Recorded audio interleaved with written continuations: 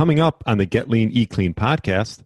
Anyone can find evidence on whatever they believe in. That is the truth of the world that we live in today. Yeah. And for you who are listening, you need to stop Googling the exact thing that is in your head, what you believe in. You need to put it in a very neutral term. I'll give you an example. If you Google ketogenic diet is bad for you, you'll find all the evidence why it's bad for you. If you Google ketogenic diet is good for you, you'll find all the evidence why it's good for you. Right. But instead, why don't you Google the effect of ketogenic diet on X, on your muscles, ketogenic diet on your brain? That effect, that's one thing I learned during my PhD, is the ability to keep an open mind and use the most neutral keywords in Googling scientific evidence. Hello, and welcome to the Get Lean, Eat Clean podcast. I'm Brian Grin, and I'm here to give you actionable tips to get your body back to what it once was 5, 10, even 15 years ago. Each week, I'll give you an in-depth interview with a health expert from around the world to cut through the fluff and get you long-term sustainable results. This week, I interviewed the research lead of HVMN, Dr. Latt Mansor. He shared his knowledge about exogenous ketones and their applications for peak performance, health, and medical therapies, along with high carb versus low carb diets, the importance of self-experimentation, advantages of taking Ketone IQ, and his one tip to get your body back to what it once was. Really enjoyed my interview with Latt. I hope you do too. Thanks so much for listening and enjoy the show. All right, welcome to the Get Lean, Eat Clean podcast. My name is Brian Grin, and I have Dr. Latt Mansor on. Welcome to the show. Thank you very much for having me, Brian. Thanks for coming on. And you are based out of San Francisco, correct? Yep, I am. And maybe tell the audience a little bit of background of yourself and sort of how you got into, health, wellness, and, all of the above. Sure. So I'll start off with where I was born and brought up. I was born and bred in Malaysia. I grew up there. I did my high school and everything and A-levels. And then I left the country when I was 20, did my undergraduate in University of Nottingham in the UK. And then right after that, I continued doing my master's also in biotechnology. So my undergrad was in biotechnology. And my master's in biotechnology was from Columbia University in New York. And that was my first time in the States. And then right after that, I got a job in clinical trials, in clinical operations in a pharmaceutical company. I worked in New Jersey for half a year before moving to Munich and worked for them full time. So I worked for them in the Munich office for a whole year before I went back to school, because I was so inspired by the people within the company who are scientists, but also very entrepreneurial. So I thought I want to be like them, to be able to communicate science in such a manner that is interesting, that is intriguing, and that is very informative to the layman. And I went back to school, went back to the UK because it's much shorter to do a PhD there compared to in the US. It takes 3 years. So I did my PhD in physiology, anatomy, and genetics, specializing in metabolism of type 2 diabetic hearts in hypoxia, which is low oxygen, at the University of Oxford in the UK. And then because of my family side, my mom's side has very high prevalence of diabetes. My dad's side has very high prevalence of heart attack. And my late dad passed away from stroke. And before that, he had a heart attack. So because of that chronic disease prevalence in my family, I became very and ended up studying, cardiovascular disease and diabetes. And then after my PhD, I worked in a startup in Singapore that is offering diabetes management program through an app, as well as having in-house dietitian to slowly guide people on what to eat and change of lifestyle and all of that. And then a year and a half later, I came out, started my own company around health tech, and then ran that for a year and a half before I found a health via modern nutrition, which is the company I'm working for now. So right now, the hat I am wearing is I oversee all the research collaborations with institutions, researchers. I'm also running that $6 million contract with the Department of Defense a grant that we got using exogenous ketones to enhance cognitive and physical performance in hypoxia. And again, that's low oxygen. So that's very relevant to the military when it comes to high altitude or deep sea exploration. Well, excellent. Thank you for all that. Very interesting work. I've had Dr. Dom D'Agostino on, and great. He's been on actually a few times, maybe even 3 times. And yeah, I'm curious, maybe go a little bit into detail about the recent contract, the government contract, regarding how ketones can help with, like you mentioned, brain health. Yeah, sure. So when I joined the company in 2019, it was already granted the phase 2 of STTR, and they already completed the phase 1. So phase 1 is more of a proof of concept. They are not using the military personnel. They're using population that is very similar, comparable to military personnel, to really try and see what actually is the effect of exogenous ketones on brain health, especially when it comes to hypoxia. So as we know, our brain uses about 20% of total energy that our body uses, right? So given how small the brain is in terms of weight compared to the rest of the body, it sure is using a lot more energy compared to the rest of the body. And when we're talking about using energy, we're talking about respiration. And when we're talking about respiration, we cannot disconnect that with availability of oxygen, because whenever we talk about respiration, is the generation of ATP, which is the energy currency in the body and the cells. And how do you generate ATP? Is via a cascade of events, glycolysis or beta oxidation for fatty acid, goes down the Krebs cycle and then goes through oxidative phosphorylation. And through that process, ATP is being generated, but you also need oxygen as the final carrier, because then you create, water and also prevent all these free radicals from being released. So when you are in hypoxic environment, when you're in a hypoxic environment, meaning low oxygen environment, obviously that whole process of respiration is going to get affected and get impacted. And as a result, your brain uses that much energy. And when you are low on oxygen, your brain function is going to get negatively impacted. And we have seen again and again, when you are in low oxygen environment, the cognitive performance drops considerably. And that is also correlated very strongly with oxygen saturation in the brain. Now, what we sort of postulate at that point during phase 1 is that having exogenous ketones in the body, it may actually help mitigate that decline in cognition. And this paper was also published already now. And we did see a mitigation of the decline, which is amazing, because what we know is under normoxia, which is normal oxygen environment, the presence of ketones, whether it's via intermittent fasting or ketogenic diet or exogenous ketones, it increases brain activity, it increases brain energy efficiency, it increases interactions between brain regions, i.e. brain network stability. So in this case, when we put these participants in low oxygen environment, the placebo participants got a drop in cognition as they did the cognitive tests. So memory recall, accuracy, reaction time, all of that get affected. And then when they're on ketones, that decline in cognition actually got mitigated. So that prompted the government to say, hey, this is good enough data to embark on a phase 2 trial, which actually have a much more elaborate list of tasks that measure, all of these metabolic biomarkers, but at the same time also look closely on the outcome that may be useful for military personnel when they're out in the field. And hypoxia, so it's a condition when the body lacks adequate oxygen. And so would that mean like someone's underwater or something along those lines? Yeah, it could be underwater. It could be in high altitude in mountains where, oxygen availability is lower.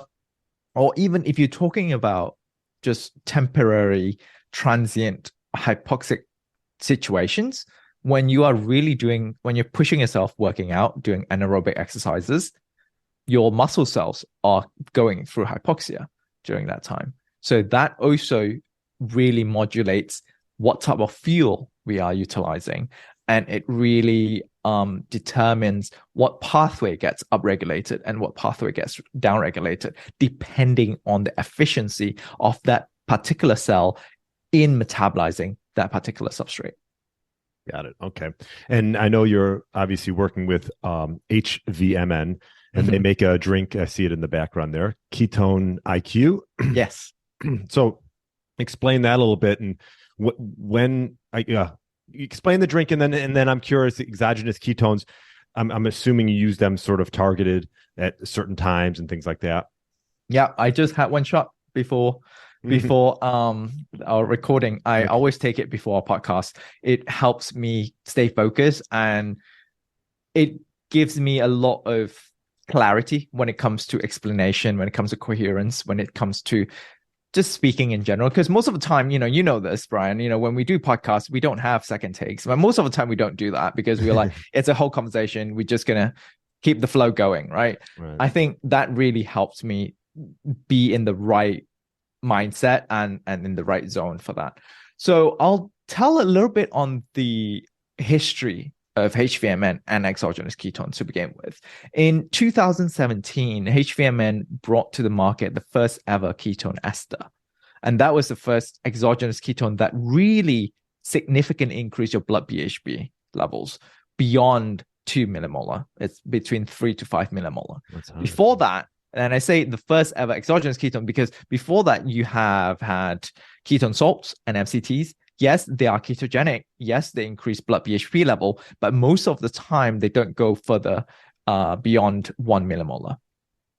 So ketone ester was the first exogenous ketone that was brought into the market in 2017 that raises it up to 3 to 5 millimolar.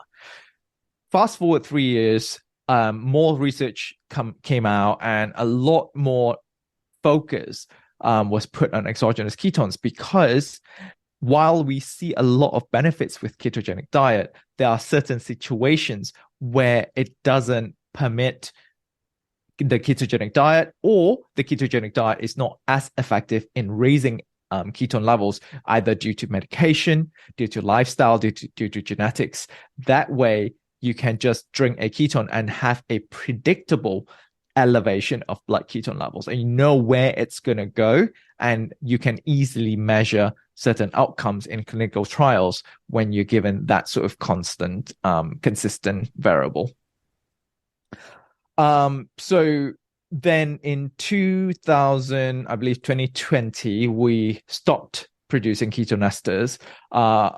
There are a couple of reasons, and then in early last year, 2022, we launched Ketone IQ, which is also another form of exogenous ketone. Now, what is ketone ester? The three main ketone bodies that we produce in our bodies are acetoacetate, acetone, and beta-hydroxybutyrate. Beta-hydroxybutyrate, or BHB, is the main ketone body that is used for metabolism and being transported around the body in the blood. So whenever people measure blood ketone levels, that's a big BHB that they're measuring. Right.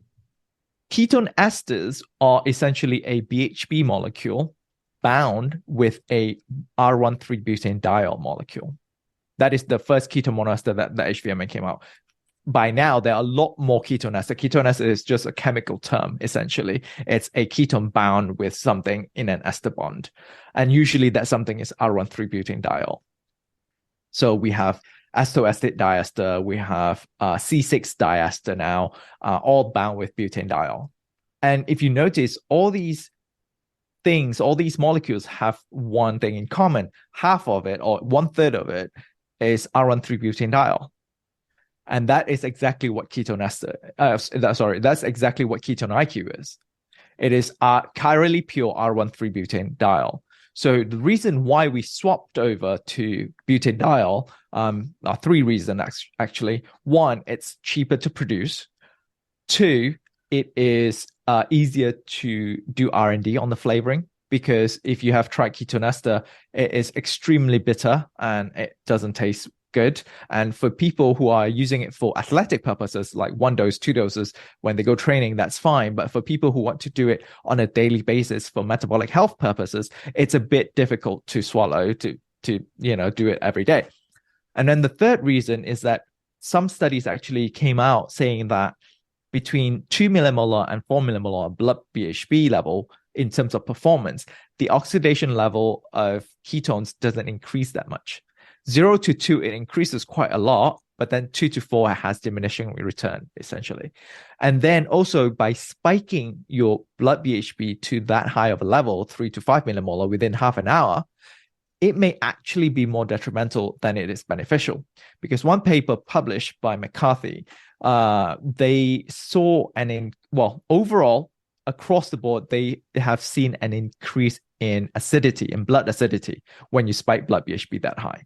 But then this particular paper actually correlated the increase in blood acidity with increased cardiorespiratory stress biomarkers, i.e. heart rates, and increased rate of perceived exertion. So you feel like you're working harder because you're trying really hard to expel out all the extra carbon dioxide, to really reduce the acidity level, but then you're not getting an improvement in performance. They didn't do worse, but you have no improvement, but then you're feeling like you're working harder. So then iron-3-butadiol goes through your liver and gets converted to BHB. So your liver is a gatekeeper that has all the feedback from the rest of your body saying that, hey, if I have enough energy here, let's convert this BDO into BHB at a much slower rate. That way you won't be able to spike your blood BHB to that high of a level. And then because of that, it's a much more slow releasing mechanism, which means you can also stay in ketosis or stay above 1 millimolar for a much longer period. Okay. Thank you for that explanation. I'm curious. So this is something that individuals can use, obviously, on a daily basis, perhaps. Do you find that it's important to perhaps come in and out of ketosis? I remember Dr. Don Biancassino mentioned that he thought that he wasn't a huge fan of like long-term ketosis. What are your thoughts on that?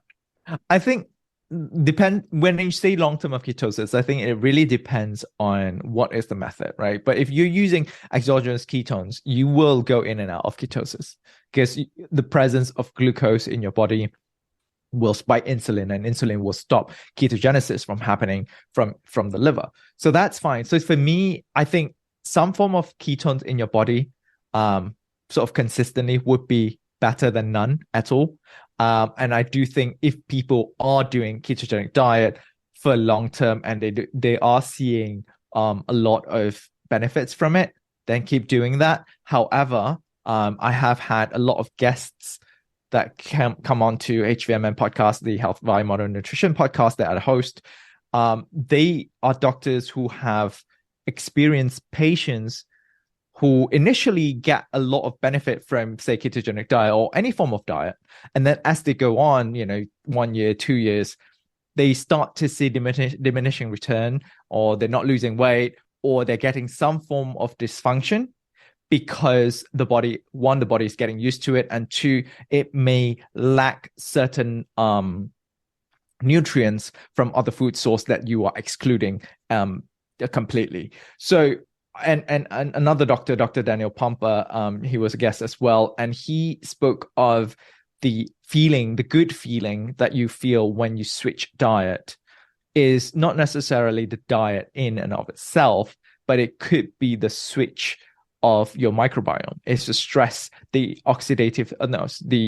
hormesis, which is the stress that you're putting your body through, especially your microbiome, that is producing that effect. It's an adaptation process to a new environmental change in the microbiome, and therefore you are experiencing that good feeling or the stress feeling, depending, in the first few days, the adaptation period, you probably don't feel as well, and then as you adapt to it, you feel better, and then the stress will make you do things that you would normally do. You would not normally do when you are on the diet that you've been on for the past 2, 3, 5 years. Yeah. Yeah. It's interesting because I've heard some conflicting things regarding, long-term ketosis. I just had, I don't know if you know Danny Roddy, but he's part of like this bioenergetic viewpoint where ketosis can raise your stress hormones, adrenaline and noradrenaline. And essentially, when you switch from glucose to fatty acid metabolism, this can happen. And he would call it more of this is like using fatty acids almost as like a survival viewpoint, and so I just was curious your thoughts around that. No, I think it really depends on the metabolic flexibility of that individual. I don't think we can ever generalize and say doing keto diet for X number of months for 3 months is better than doing 6 months, or it's 3 months is better than doing 2 weeks. I think it really depends on the person's metabolic flexibility.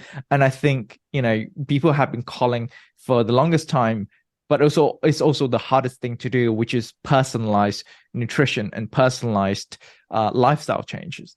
It's very difficult. While we can rely on studies and clinical trials on certain conclusions and certain data, know that every scientific study have their own flaws and they have their own limitations, and it can generalize so far on what we should do or what we should be eating and what we shouldn't be eating. But at the same time, if your genetic makeup is different, if your lifestyle fundamentally is different, you're from different parts of the world, you're going through different stresses of the environments and different factors in the environment, in the water, in all of that, really dial into what is good for you. So I always tell people that you are the PhDs of your body. Nobody knows your body better than you yourself. So go out there, and we've got a whole lifetime. Like, I see my body as as a science experiment for the rest of my life, right? I have a whole lifetime to trial and error, see what works for me, and then go back to the drawing board if I need to, adjust as needed, and then try again, because that's what we do as humans. We that's how we progress. That's how we advance technology. We try on ourselves. While it is great to think that there is somebody out there who is quote unquote an expert and tell me exactly what I need to do. I mean, you can pay people for that, for nutritionist or personal trainer, and they can hone down what is as personalized as possible for you. But ultimately, do you feel good about it? You need to know, why are they telling you this? Why are they recommending certain foods for you? And you need to know that. I think part of why I'm running HVMN podcast is for that particular reason, is to really put information and knowledge out there so that people can make their own informed decisions, and people can learn more about what their bodies are doing and how they're feeling. Yeah, I mean, I agree. I always talk about on my podcast like self-experimentation, like because you'll have one guy on your podcast who's a carnivore and he's loving it, this and that, and he's done it for a while, and then you have another guy who's the complete opposite, right? So it's like you do have to sort of find what works for you, and maybe what type of would you recommend any certain like blood markers or tests, or do you when you do tests on yourself, do you do like certain blood tests or like DEXA scans or things like that just to see how certain foods affect you? I would love to, especially with the technology that we have these days. It's so easy to test. I think continuous glucose monitoring is a very good one to really look into what kind of food spike your sugar, and then as an assumption, you can assume that also spikes your insulin. And what we don't want is a constant or consistent elevation of insulin, because there's a lot of studies are pointing towards the consistent elevation of insulin is actually causing all these different chronic diseases. DEXA scan, obviously that is also very helpful and informative. Obviously that's also quite expensive for people as well, and certain places might not have it. I think sleep quality, that's one thing that a lot of people don't or have overlooked. It is really amazing how much sleep quality affects the rest of our waking hours. at, the quality of my workout, the quality of my work, of my cognitive performance while I'm doing podcasts, for example.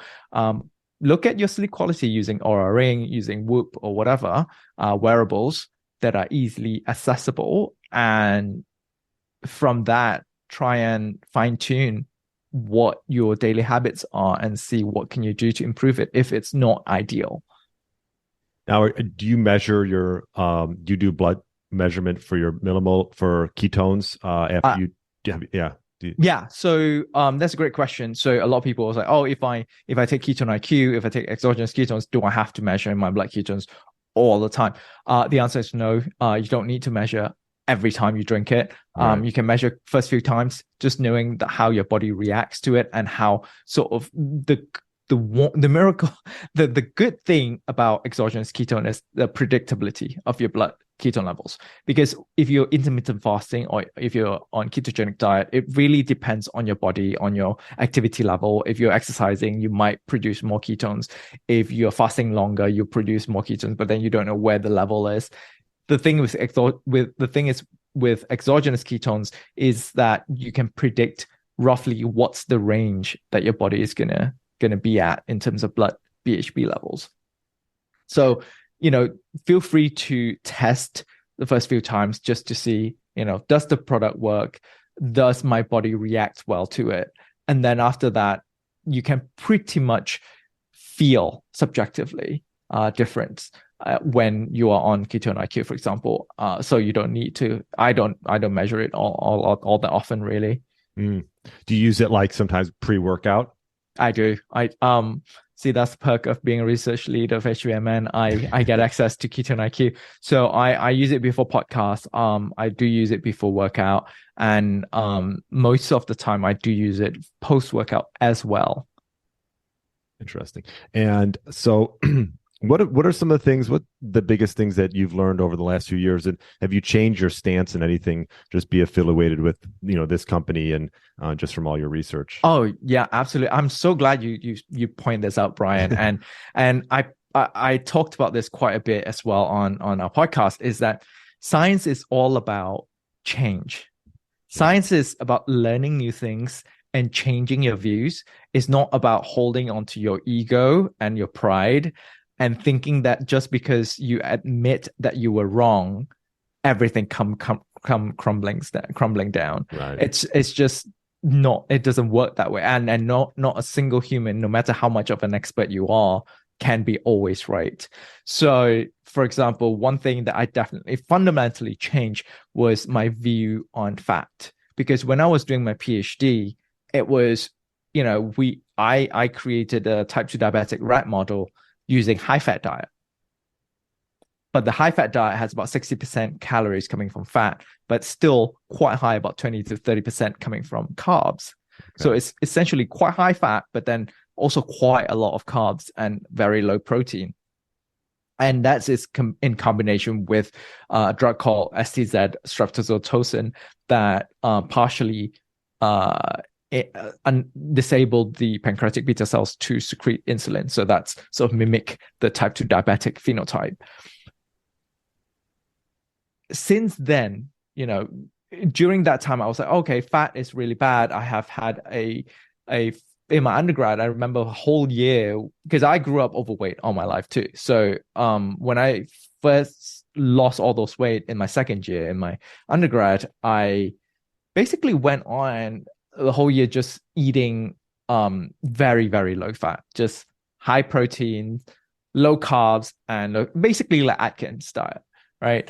And I lost all those weight, high protein, low fat, low carbs, and essentially probably a very, high deficit in calories as well. So obviously I'll lose weight. And then I started exercising. And I thought fat is the culprit because I was studying cardiovascular disease and and all this blood clots and atherosclerosis and arteriosclerosis, all of this. And then I joined HVMN, and then I started looking more closely into ketogenic diet, what sort of difference ketogenic diet is doing to, say, Alzheimer's patients, to diabetic patients, even work by Virta Health and Jeff Wallach and the Steve Finney of the world, and how they are reversing diabetics with high fat diet, or ketogenic diet, high fat, really, really low carb diet. But then there are also other school of thought where they use high carbs and very low fat diet, and they are reversing diabetes too, right? Yeah. So like, which is which? And to the listeners who are hearing this, like, I can tell you, like, both ways are viable. Right. It's essentially the access in calories that is causing the body to go haywire. It doesn't matter if it's a lot of carbs, a lot of fat. Yes, the quality for sure it affects it. Like seed oil, for example, has been shown again and again. It has been shown again and again, really drives inflammation and all of that. Right. But also seed oil and all these bad quality fats or bad quality processed carbs in combination with high calorie intake, now you have a recipe for disaster. Right. So it's not just calories, it's not just seed oil, it's a combination of everything. It's a lifestyle disease. So essentially it's everything that you put into your body.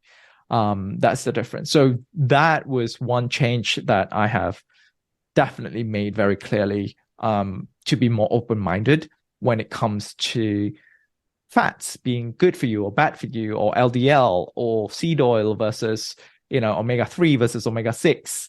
Which, like, those nuance is what we scientists are now slowly finding out, but then it'll take even much, much longer for the public to find out, because the mainstream media is not publishing these. Now, yes, you can Google it, but then if you don't know what it is, then you don't know what to Google.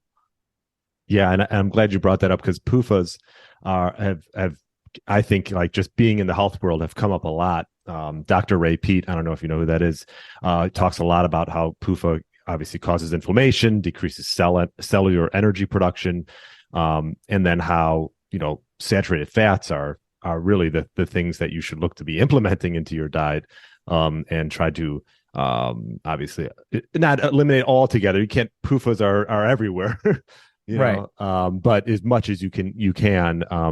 Try to get them out of your diet, because they're pretty much in every food almost. I always say the best recipe is cooking for yourself, because then you know exactly what's going in your food.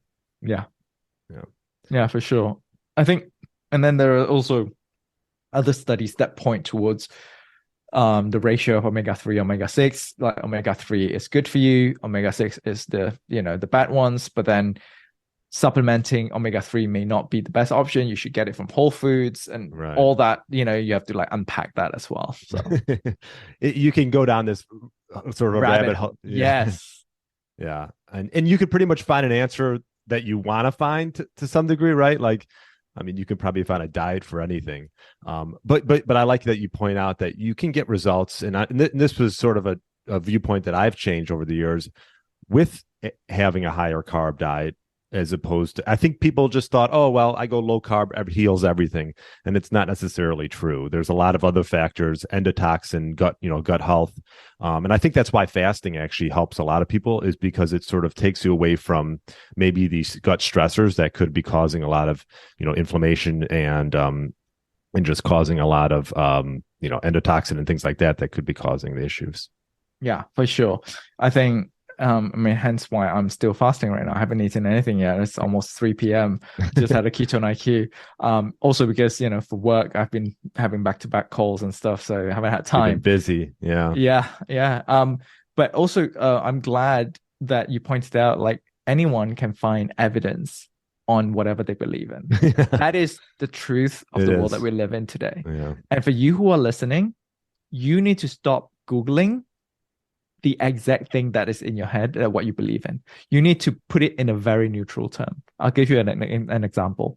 If you Google ketogenic diet is bad for you, you'll find all the evidence why it's bad for you. If you Google ketogenic diet is good for you, you'll find all the evidence why it's good for you. Right. But instead, why don't you Google the effect of ketogenic diet on X, on your muscles, ketogenic diet on your brain? That effect, that's one thing I learned during my PhD, is the ability to keep an open mind and use the most neutral keywords in Googling scientific evidence. because nowadays, and also, obviously look at the source of the information that you're looking at as well. Like, is it peer-reviewed published papers, or is it just another blog post by a company that is selling stuff that is related to? It's like most of these articles, when it says X supplement is good for you, and then right at the end it's like, oh, this is the best supplement that we have for you. Actually, it's the same thing. You don't need to go anywhere. You can just put an order in right now. Look at the conflict of interest to see whether the science is actually backed up by substantial, rigorous research, or is it just a blog post that sounds very good, but too good to be true? Yeah, no, that's a great point. So where do you think the future's heading as far as, with you guys, with your company, and what's on the horizon? I mean, go ahead, and I guess you can answer that. And I have some thoughts on it as well. What do you think? Yeah, sure. I think right now, from the research end, I can tell you we've got 2 grants that are in the pipeline right now. One is using Ketone IQ to look at mitigating the mid to long-term effect of traumatic brain injury, TBI. So this is for the military. And then another grant is to optimize the waking cycle and minimize the sleep cycle using Ketone IQ as well. This is in conjunction with Washington State University. So we'll hopefully find out the decision on those grant applications in April. And in terms of on the commercial side, I think right now we're really pushing for a lot of education, a lot of awareness and knowledge. And we recently just partnered with Dr. Andrew Huberman on his Huberman Lab podcast, so that way more people are now hearing about Ketone IQ, and people are curious, okay, what is Ketone IQ? What is ketone to begin with? And then let's start a conversation, right? And we are always looking to improve. And this is not, by all means, an all-be-all solution as well. Like we are looking to improve to the next version of Ketone IQ that could be even better. It could be cheaper. That could be more scalable. That can be more accessible to people, especially if they are taking it on a daily basis for whatever reason, for cognition, for Alzheimer's, for epilepsy, for diabetes, for metabolic health. Really positioning ketone as a 4th macronutrient. I think that's really interesting point of view, in the sense that we've got carbohydrates, fats, and proteins. And when protein supplementation came out, whey protein, decades ago, and I would assume it probably faced the same questions and same intrigue and same sort of scrutiny as ketones are right now, right? But now people are realizing, okay, I don't get enough protein intake in my food sources, so I'm going to supplement it with whey protein powder. And that works very, very well, has been proven, and studies have been proven in many sports as well, recovery, all of that. So I hope that one day ketones can be recognized, when we make it taste better, like whey protein. Yeah, I was curious. I saw you do a shot with Ben Azadi. I watched some of that podcast. Yeah. And I was like, God, I don't know if he's enjoying It doesn't. I have to, full disclaimer, full transparency. Yeah. It's not the best tasting drink.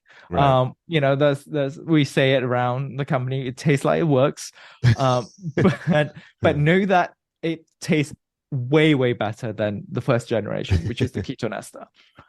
So we are still working on flavor research and development for sure. And a lot of people actually got used to the taste already. Surprisingly, they're like, actually don't mind the taste. I was like, okay, that's great. So I think looking from that point of view is like having this macronutrient supplementation, because it is calories, right? It produces ATP. It gives you the fuel that you need, that your body needs to produce ATP, and you are not getting ketones from anywhere else unless you're on ketogenic diet or you're on high fat, low carb diet, where you still have to convert those fat into ketones via your liver. And a lot of people argue, is like, yeah, I can, produce my own ketones for free. Yeah, true. But then if you're going to consume the calories anyway, this is a direct ketone consumption, and it's only 70 calories. And if you can afford it, granted, like, most of these people, they're like, oh, it's so expensive, or like, if you can afford it, then I don't see why not have that direct access to ketones rather than having the diet, and then gives you the flexibility as well to not have to stick to a strict regime while being able to utilize both glucose and ketones. Actually, recently we just completed a study with the University of North Georgia looking at anaerobic exercise and ketone IQ. And this has never been done before because, as we know, in metabolism, when it comes to anaerobic exercise or intense exercise, glucose will always triumph over any other substrates because it's the fast energy that glucose is providing that puts you through these intense exercises. We're seeing really, really surprising results here because given ketone IQ and carbs together, it's pushing the average power and the average peak power across the board for these participants in really intense exercise. So I just reviewed the manuscript yesterday and we are submitting it soon. So can't give out too much, but we are seeing a huge increase in power output as well as lowering of fatigue levels when they're on ketones and carbs. So that might prompt us to look into metabolism of ketones, especially when it comes to performance in a slightly different lens, because all this while we thought this could only be useful for endurance athletes, because endurance athletes may utilize fat more as they go for a much, much longer race or much longer exercise bout. Then glucose will be less useful because then you'll be depleting your glycogen already anyway, so you're tapping into your fat stores. But for these participants using ketone IQ and carbs for anaerobic exercises and seeing an improvement in power output and decrease in fatigue may be very interesting for athletes like CrossFitters, bodybuilders, powerlifters, sprinters, that sort of area. Yeah. And I'm a big routine guy, so I'm just curious, Latt, what are your routines like in there in San Francisco, morning, evening? Obviously, drinking a drink, ketone IQ is one thing, but what other things do you implement into your life as far as routines? Say, me, like many humans in this world, I'm not perfect, so do as I say, not as I do. No, I mean, I try to really improve my daily routine, and me as well, I am a routine person, and whenever I go travel and my routine gets haywire, it gets really stressful for me. So what I like, wake up in the morning. I actually don't have my ketone IQ in the morning. I have it right before my podcast, depending on when my podcast is. So that's usually my first shot of ketone IQ. I'll work throughout the day until 5, 6 or whatever, and then I'll have my pre-workout ketone IQ. I'll hit the gym. I'll focus a lot more on weightlifting, and then I'll finish off with either high intensity interval training or a longer period of just steady state, low intensity or medium intensity cardio.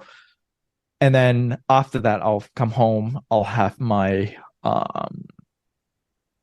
protein shake and my post-workout meal or whatever, and then I'll have a ketone IQ later, right before bed. What I am trying to implement into my daily routine right now that I'm struggling with is my steps.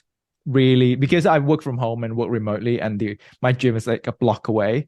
So my you need a dog. I know. There you go. I just fixed your problem. Yeah, but added a lot more because when I travel, I have to now look for like daycare and all of that stuff. So, and I travel quite a bit for work as well. So that's going to be a headache. Gotcha. Well, I have 2 dogs and they get me out every morning. So there you go.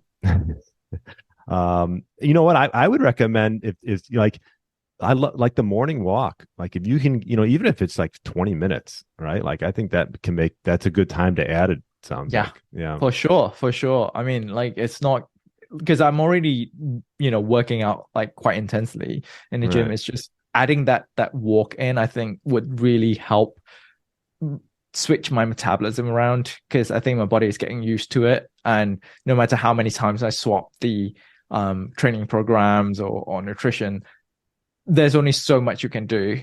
Right. And your body is still kind of, it's the plasticity of our bodies, of our metabolism. It wants to keep it in the comfort zone where it's like nice and comfy. homeostasis, right? Yeah, like, exactly. Yeah, and like I just interviewed God, I'm drawing a blank on her name, but she was big into morning walks too. Just the fact of your eyes seeing the sun in the morning and with your circadian rhythm and getting that nice cortisol response to get the day going. Yeah, for sure. I mean, you get the cortisol increase, you get the decrease in melatonin, you really like wake yourself up. That's something that I definitely struggle with most of my life. Because I'm not a morning person. No, that's just the honest truth. Some of us are, some of us aren't. I it doesn't help that during my student times I game quite a bit. So I mean, usually gamers are nocturnal people. I hear you. Well, this was great, Latt. I'm looking forward to coming on your podcast in a few months, so that'll be good. And where's the best place for people to find you? They can find me on all social media platforms at Latt Mansor, LattMansor, and you can find HVMN at HVMN on all platforms as well. And do check out the Health via Modern Nutrition podcast with Dr. Latt Mansor on all major platforms, Spotify, Apple Podcasts, you name it. And we are also on YouTube. Go have a listen. If you guys like it, leave a review and feedback. Very much welcome.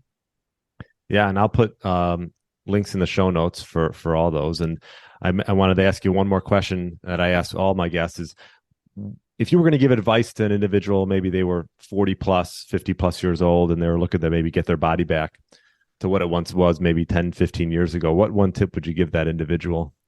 You know what? I would love that tip because I'm getting there. I'm turning 38 this year. Oh, you're young.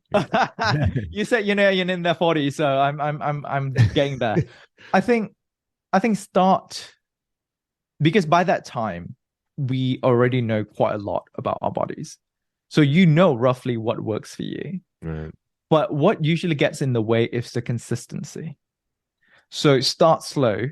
Take one step at a time, change one thing at a time. Right. Because at that age as well, if you do too many things and stress your body out too much, it may actually break your metabolism instead of shifting it towards the positive. If you're doing ketogenic diet, calorie restriction, intermittent fasting, and taking and doing HIIT, high intensity interval training, you're going to break your body because you won't have time to recover. The whole goal is, I always believe, what doesn't kill us make us stronger, right? So you want to push yourself to that level, but not break it. Let it recover. Push yourself to that level again. Let it recover. And then your body then knows the system. Okay, now I know he's going to push me to the verge of breaking. So I need to create stronger muscle. I need to create more muscle fibers. I need to shed more fat. I need to lose more weight because I'm running longer and I need that, less resistance. So then the next time this owner of the body push me to that, level of being broken, then I can adapt to it better and faster. And within weeks, you'll see much, much better adaptation. And then you just ramp it up from there. It's always the starting point and then getting the consistency. A lot of times we get a surge of motivation and then we push ourselves and we feel great for the first week. And then everything aches, and then we skip for a week, and then it gets comfortable, right? And we take another week off, and then we do that again, and we're not seeing results, and then we get demotivated. I would rather do 3 times a week, right? Get consistent, go up to 5, and then go up longer time, shorter rests, and all of that. Well, and I think it's a good point. I mean, consistency is so key. I mean, that's something that I've been blessed to be doing for 20 years. And there's not like a magic pill, and it's not going to happen all at once. And if you try to do it all at once, like you said, then you're sort of getting away from the recovery. And the recovery is just as important as the actual working out itself or whatever you're implementing into your life. And so I agree. I always talk about doing one thing at a time. And once you build that habit, then maybe you can stack on one more thing. But that consistency, there's nothing that'll outdo that. Yeah. And like you said, there is no one miracle pill. There is no one secret advice that everyone is holding back, and you just need to find that secret and everything will go hunky-dory. It doesn't work like that. You need to work on your foundation, and there's no cookie cutter that you can just fit into a mold. Like, you need to work on what works for you the best, and what works for your schedule and your timetable and your lifestyle with your families, and all of that. You need to fit it in for yourself, and then from there say, okay, this fits very well, and then I can do it consistently, and then you'll see results without even like trying. Yeah. Well, Latt, this was great. I look forward to seeing you in a few months, and hopefully by then maybe you'll be like, Brian, hey, you know what? I've been doing morning walks. You changed my life. Right. That'll be a good follow-up, wouldn't it? Yeah. Hey, I'm going to hold you accountable. So when we talk in April. There you go. Yeah, looking forward to it. Thank you so much for having me. Yeah. Thanks for coming on. Thanks for listening to the Get Lean, Eat Clean podcast. I understand there are millions of other podcasts out there, and you've chosen to listen to mine, and I appreciate that. Check out the show notes at briangrin.com for everything that was mentioned in this episode. Feel free to subscribe to the podcast and share it with a friend or family member that's looking to get their body back to what it once was. Thanks again, and have a great day.